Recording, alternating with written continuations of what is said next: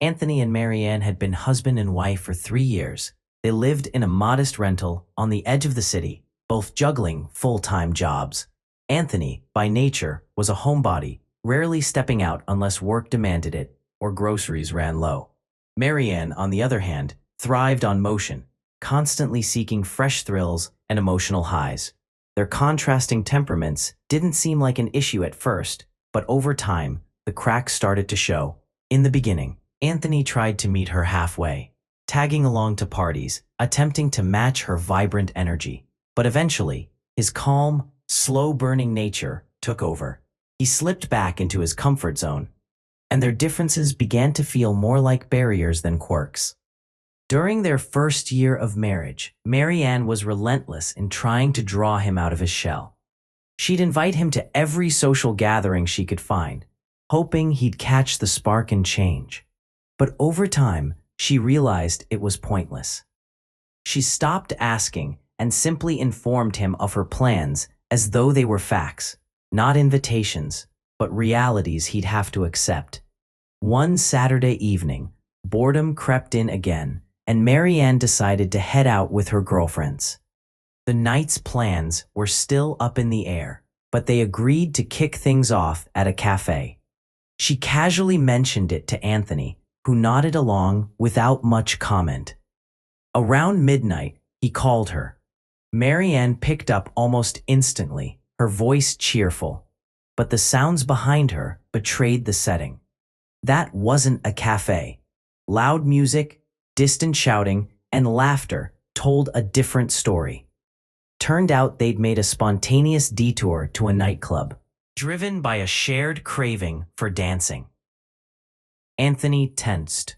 He'd never been to such places himself, but he wasn't naive. He knew why plenty of men went. Without directly saying so, he hinted that it might be time for her to come home. Marianne breezily replied that she'd stay for another hour or so. When he offered to come get her, she waved him off, said she wasn't tired yet. Meanwhile, sleep tugged at him, and before he knew it, Anthony had drifted off on the couch. He woke up in the dead of night, his neck aching, and immediately noticed that she still wasn't back. He called, no answer. Half an hour later, after nearly dialing her friends in frustration, the front door opened. Marianne walked in looking composed. Steady steps, clear voice. Whatever he'd expected, it wasn't this. He'd been bracing for a confrontation, but she got the first word in. She apologized without fanfare, saying she'd lost track of time, and gently nudged him toward bed. I'm mourning. Anthony was up early, his nerves a little more settled. Marianne was still asleep, a faint smile on her face, as if her dreams were painting something sweet. When she finally stirred, he asked what she'd dreamt about. Oh, did I say something in my sleep? She asked, her tone careful. I don't think so, he replied, chuckling. Why should I have caught something? Anthony had never been one to stew in anger for too long. No, nothing like that, she said, stretching lazily. I was dreaming about a vacation.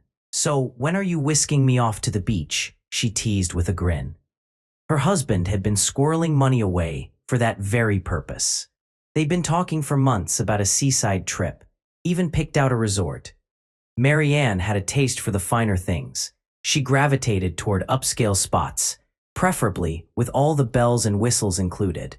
So, Anthony saved. Every spare dollar went toward that dream getaway.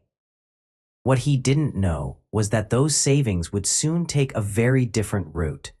Over the next week, Marianne's phone buzzed more than usual. Each time, she'd glance at the screen, tap a few buttons, and the message would vanish. Anthony started noticing patterns, the timing, the way she shielded the screen, and later, when he'd peek, the inbox would be clean. Too clean. It didn't take much to put two and two together. She was hiding something, and if she couldn't talk to him about it, then maybe, just maybe, it had something to do with him. Friday night came, and Marianne mentioned plans to hit the club with her friends again. Surprisingly, Anthony didn't push back. In fact, he decided to follow her, quietly. He wanted to see for himself where she was going and who would be there. Sure enough, The first stop was a nightclub. The ladies got in without paying, some sort of ladies' night deal, and soon found a table inside. Anthony waited a few minutes, then slipped in, blending with the crowd, his eyes locked on his wife. He watched as they ordered cocktails, laughing and chatting. The mood was light, innocent enough. As the night wore on and the energy picked up, they hit the dance floor. Marianne seemed relaxed, completely at ease as she danced. Nothing out of the ordinary. But one friend, another married woman, was taking things a step further, grinding close with a younger guy, her moves leaving little to the imagination. Anthony took note, even caught it on video. Still, his focus stayed on Marianne. At one point, she looked like she was scanning the crowd, searching for someone, but she didn't act on it. Then something unexpected happened. A group of performers, dressed in odd, flashy outfits, climbed onto a small stage. For a second, Anthony was puzzled, until the lights dimmed and the music shifted. Dancers. A show was about to begin. What followed was a sultry performance. The crowd went wild. Cheers and whistles filled the air. The women in the room couldn't take their eyes off the muscular lead performer, decked out in sunglasses and confidence, Marianne included. And that's what got to Anthony, the way she stared, intensely, hungrily, like she couldn't tear her gaze away. He couldn't remember the last time she'd looked at him like that. It stung. A man on stage had managed, without a word, to pull her attention in a way he hadn't in months. All through the evening, a clear pattern emerged in Marianne's behavior. Each time the dancers vanished backstage, she'd lean across the table, whisper something into her friends' ears, and they'd respond with gasps, giggles, and over-the-top applause. Finally, with a beaming grin and an unmistakable air of satisfaction, she rose from her seat. Her friends clapped, like she'd just won a prize, their eyes tracking her as she walked arm in arm with one of the male performers toward the service corridor. Anthony clocked it instantly. He took note of the bouncer standing idly near the side door, and something cold settled in his chest. Scanning the group of women left at the table, he noticed Helen, one of Marianne's closest friends, get up and make her way toward the restroom. Without hesitation, Anthony moved to intercept her. "Helen, we need a word," he said firmly, cutting off her path. She stopped in her tracks, her brows lifting in surprise. "Tony, what the hell are you doing here?" "Let's skip the small talk," he said, keeping his voice level.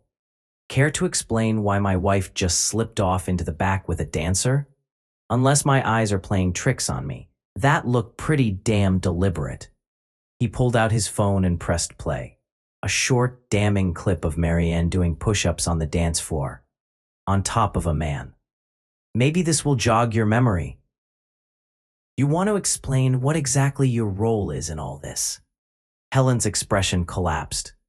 She stared at the screen like it was a bomb about to go off. "Oh my God, Tony, look, she knows that guy. From before. I thought she'd come clean to you," she said, voice shaking. She covered her face with her hands, clearly rattled. She'd already come clean to her own husband about her reckless dancing. And now this. This was bigger. Anthony didn't raise his voice. Instead, "It's cold," he muttered quietly. Helen didn't answer. There was nothing left to say. The club no longer held any meaning for him, only betrayal. His wife hadn't just danced provocatively. She had crossed a line. And it wasn't the dancer's fault, really. Anthony couldn't blame a stranger for what Marianne had chosen to do. She came to that club willingly. No one forced her. No one tricked her. And she wasn't exactly underage or defenseless. That night, Anthony didn't wait for explanations or confessions. He drove home, walked into the apartment they shared, and began packing, calmly, efficiently, without a trace of hesitation. Every item went into a box or a bag, stripped of its emotional weight. Clothes, files, the few keepsakes that still mattered. All of it. He didn't want to sleep another night under the same roof. Her presence had become unbearable. The thought of touching anything she'd touched filled him with revulsion.